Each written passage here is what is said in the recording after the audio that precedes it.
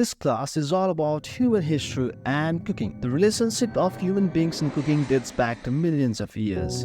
The oldest fossil of early human being dates back to 12 million years ago. It was found in Spain, known as Australopithecus viralshorts. Human beings were seen using tools 1.9 million and 1.6 million years ago. Because they used stone-made blades, that's why the age was known as Stone Age.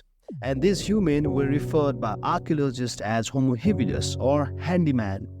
New species of Homo erectus or upright man were developed in between 1.5 million and 500,000 years ago. But the direct progenitor of human beings, or Homo sapiens, wise man, was thought by experts to have appeared between 1 million and 100,000 years ago. Homo sapiens discovered fire accidentally because of lightning or sometimes by striking meat with stone hammers in the stone slab. This is where the spark flew and caught fire in the dried straws or happened to have some kind of forest fire. Film theory also suggests that because of this spark and lightning, a huge fire was caught in the forest and it got uncontrolled that destroyed a lot of different huts and unintentionally roasted tubers, yams, and wild pigs and animals.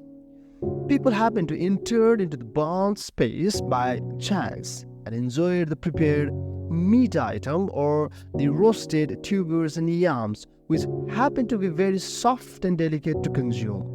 Now they find it interesting, and once they started to consume it, they found out that these cooked food items are better to its taste and easy for digestion. Anthropologists suggest that our ancestors were able to evolve because of this cooked food, which were richer, healthier, and required less time to eat. Now the body had spare time beside digesting the food, which resulted in many changes in development.